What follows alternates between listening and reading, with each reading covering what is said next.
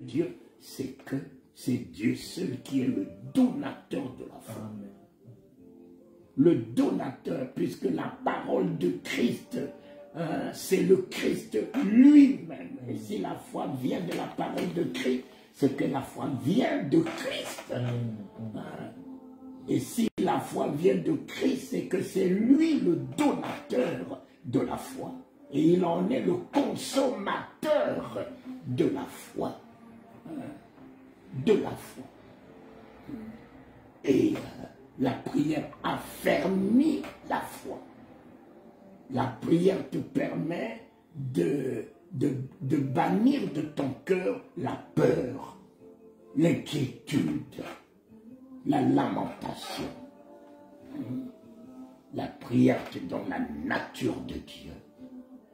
La prière te fait accéder et dominer sur le monde. La prière te donne de l'équilibre. La prière te donne la grandeur. La prière te donne une vision élevée. La prière te donne de l'espérance dans l'assurance de ce Dieu que tu crois qui existe et que tu lui parles comme étant ton Père, ton Sauveur, ton Rédempteur. La prière, elle est l'oxygène. Elle est la force de l'âme, de l'esprit. Elle est une victoire. L'homme qui prie, communie avec Dieu, reste attaché constamment en lui, avec lui et pour lui. L'homme qui prie accède à des grandes révélations. L'homme qui prie domine le monde. Jésus était un homme de prière, ce qui le caractérisait bien qu'il était dans la plénitude de la divinité, mais tout ça s'entretient. Cette plénitude de la divinité, il faut toujours l'entretenir en restant attaché à ce Dieu, en restant connecté à ce Dieu, en restant force en lui, puissance en lui, en restant joie qu'il est l'Éternel, ton Père. Mais les hommes de Dieu n'ont plus de temps de prière. Non plus. Les hommes de Dieu n'ont plus Gethsémani dans leur vie. Les hommes de Dieu n'ont plus la persévérance de la prière. Les hommes de Dieu n'ont plus la détermination dans la prière. Les hommes de Dieu n'ont plus à faire des exploits avec la prière. Les hommes de Dieu n'ont plus la consistance, même des dons du parler en langue. Ils n'arrivent pas à la consistance, ils n'arrivent pas à la solidité. Ils restent au niveau du lait, du balbutiement. Mais au niveau du balbutiement, tu ne peux pas réaliser des grands exploits.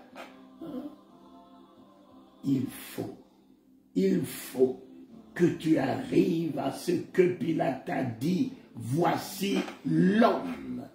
Voici l'homme, c'est-à-dire, c'est un homme accompli. C'est un homme fait. C'est un homme accompli. C'est un homme totalement fait. Il n'y a pas de déséquilibre en lui. Il n'y a pas de déséquilibre en lui. Voici l'homme. Seigneur. Seigneur. Voilà pourquoi il a dit à Jérémie, ne dis pas que tu es un enfant.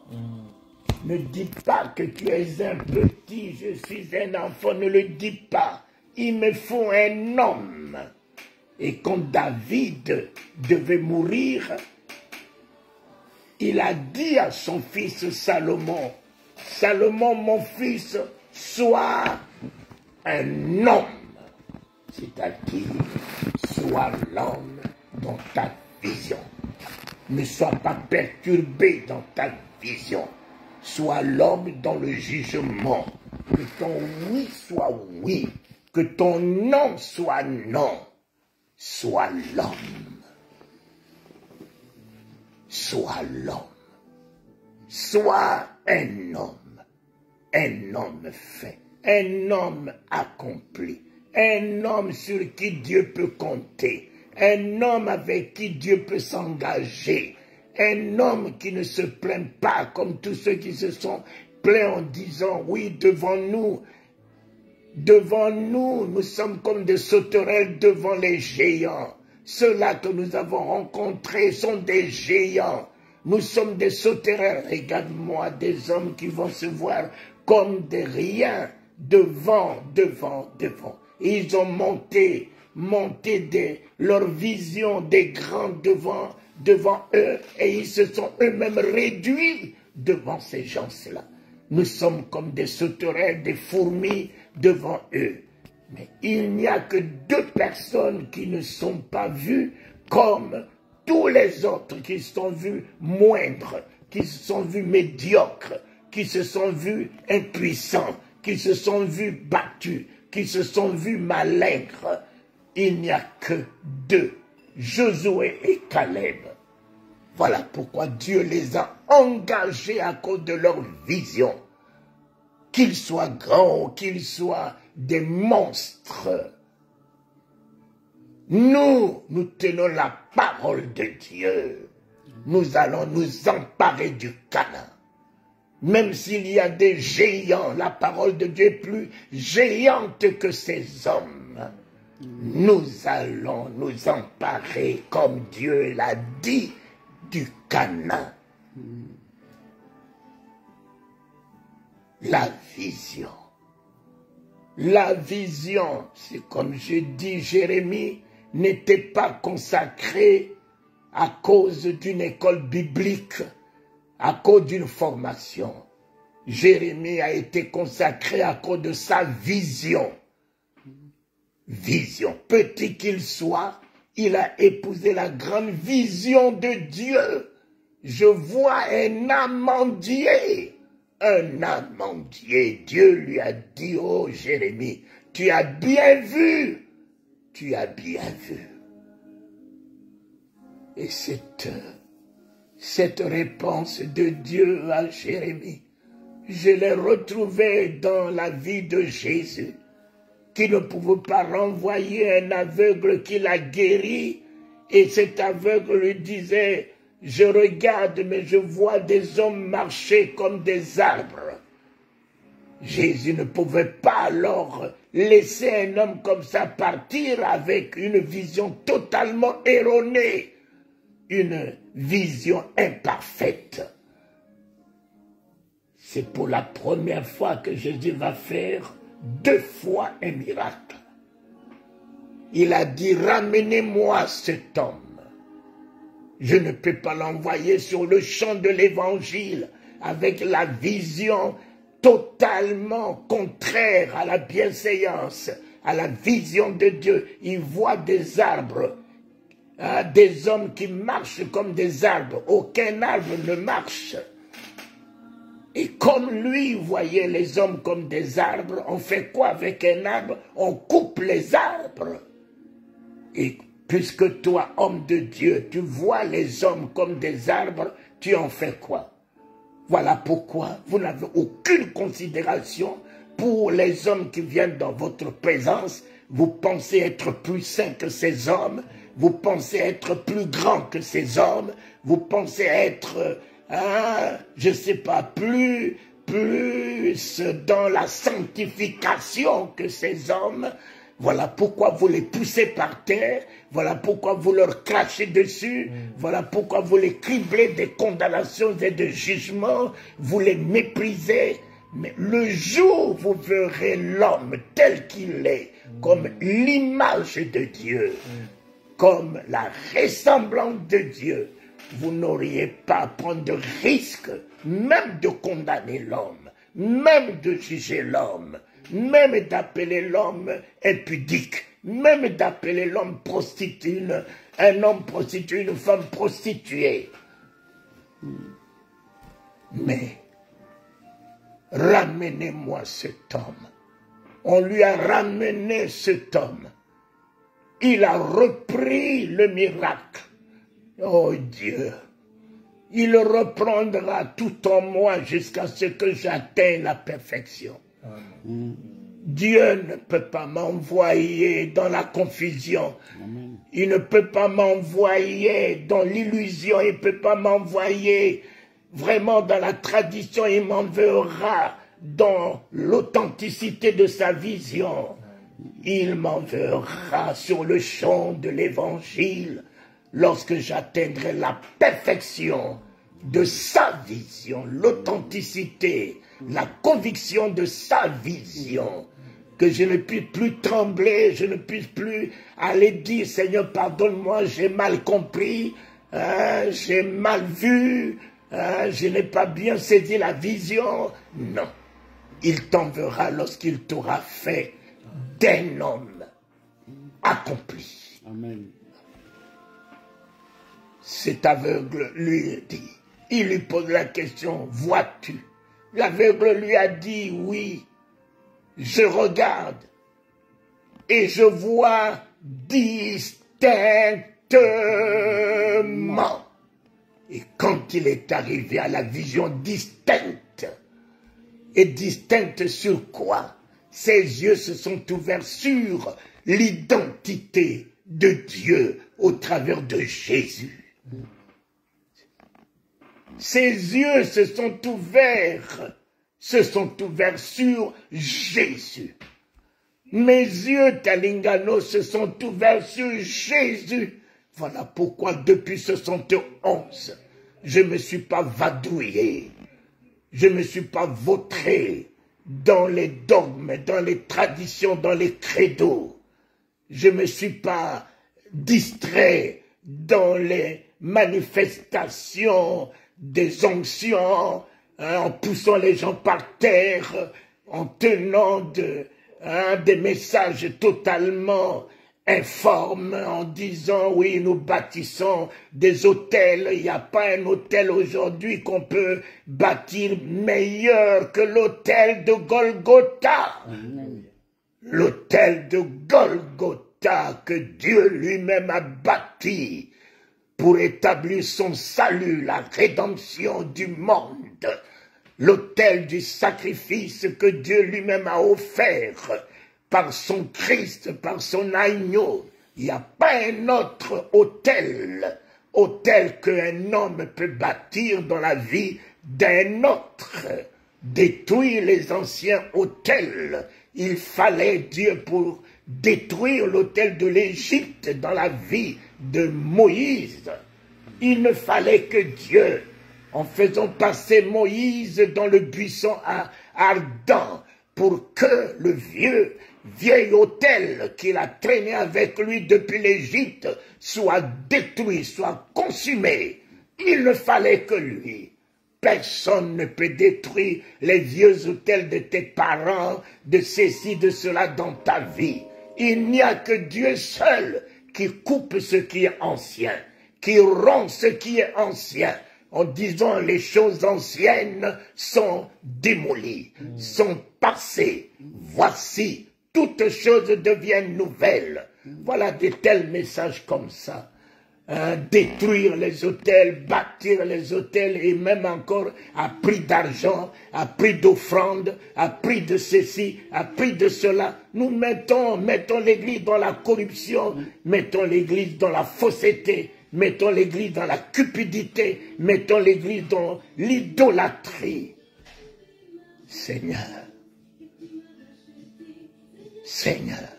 je vois distinctement.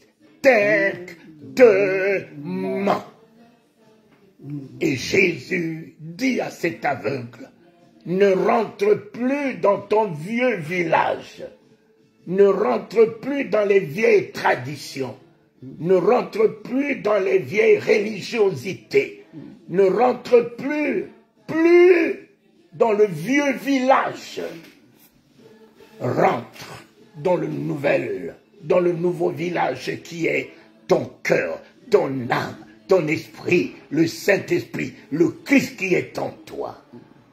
Je vois distinctement plus personne ne peut me confondre. Plus personne ne peut me séduire.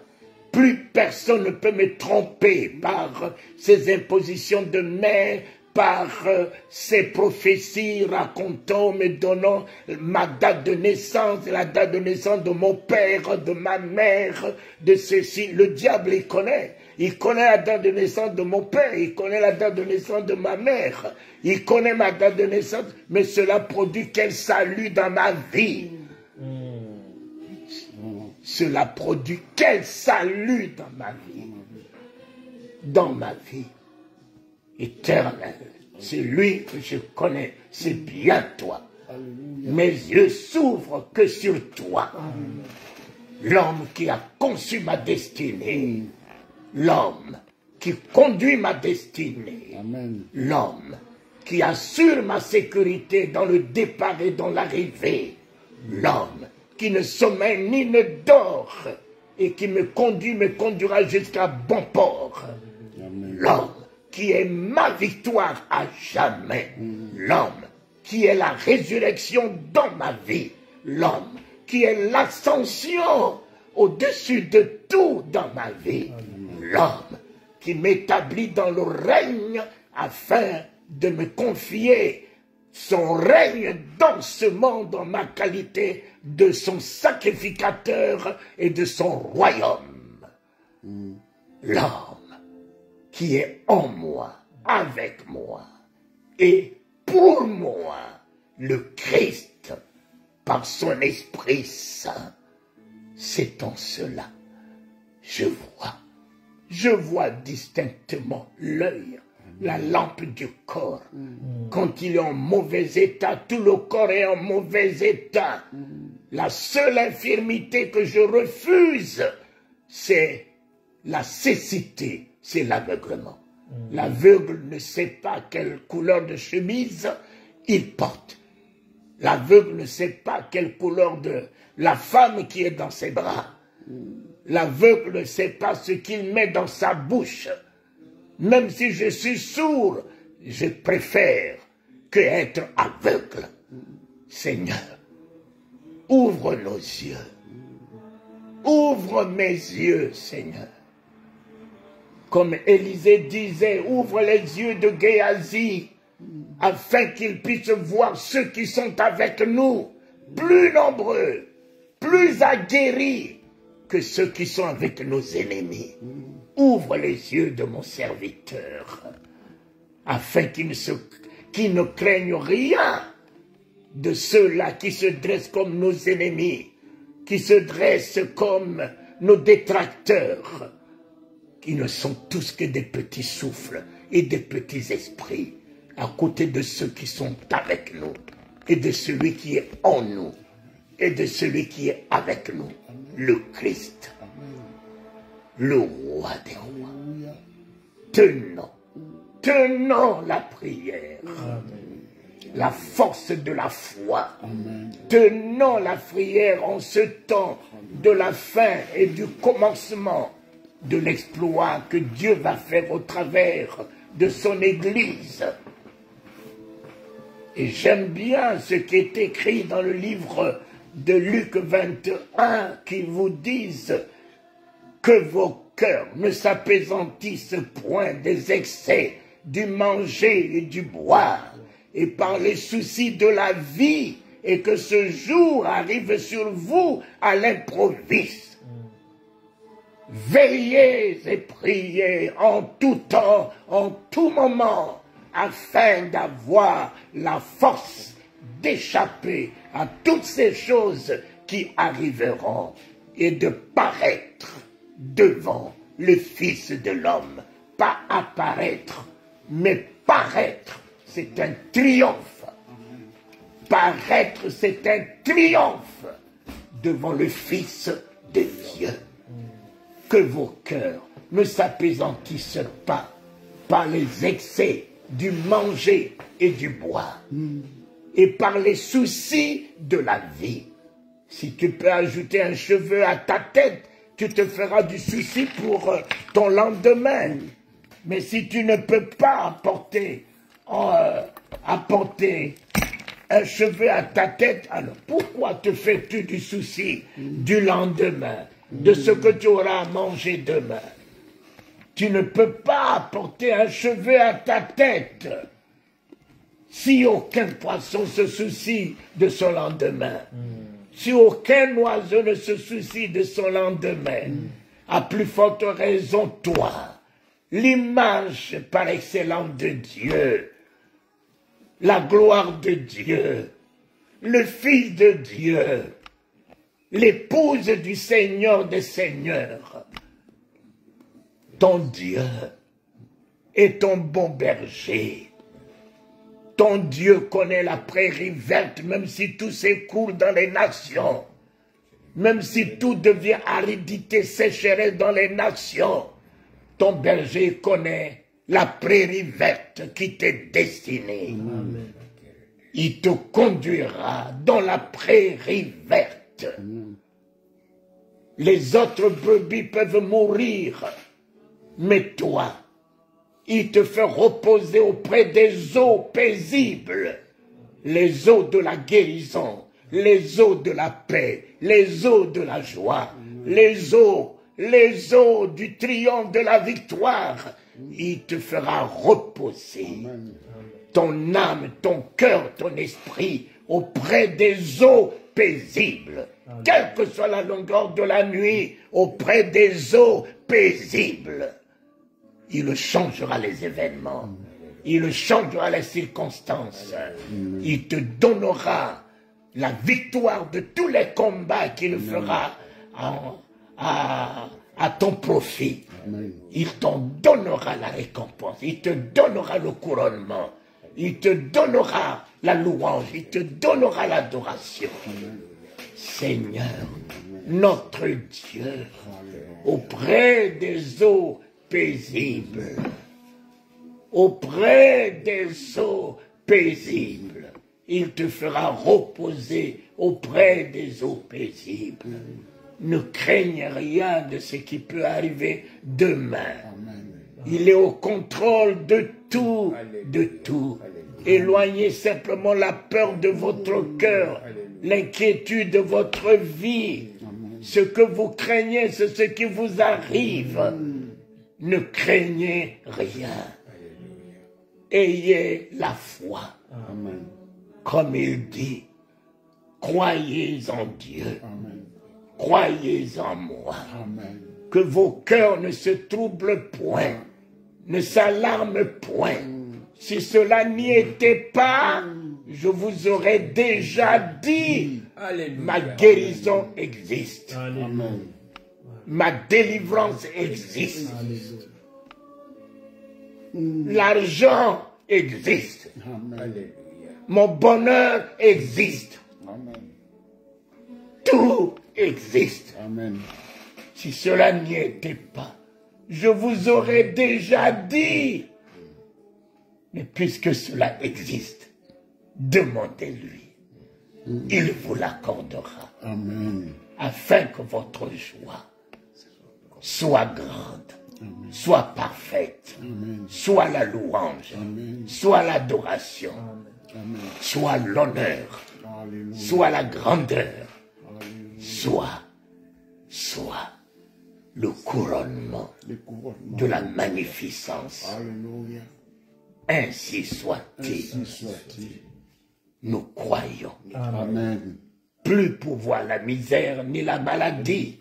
Nous croyons dans la gloire. Dans la gloire. Alléluia. Et nos yeux verront la gloire dans la vie de nos enfants. Alléluia. Nos yeux verront la gloire dans laquelle nous avons mis notre foi. Nos yeux verront la gloire. Ainsi, Christ, tu es notre gloire. Ainsi, Saint-Esprit, ce soir et à jamais, tu es notre gloire.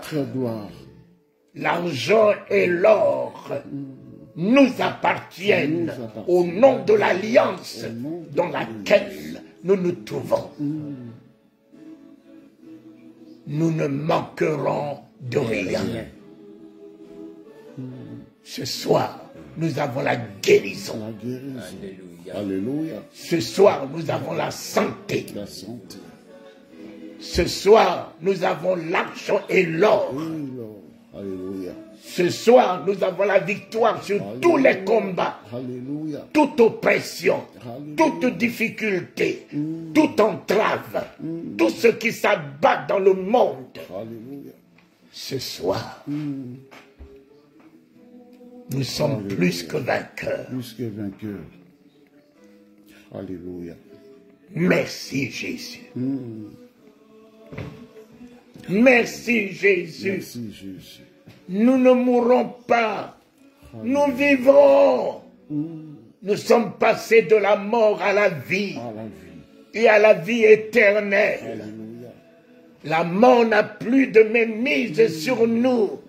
Alléluia. Christ et l'éternité de vie en nous. Alléluia. Christ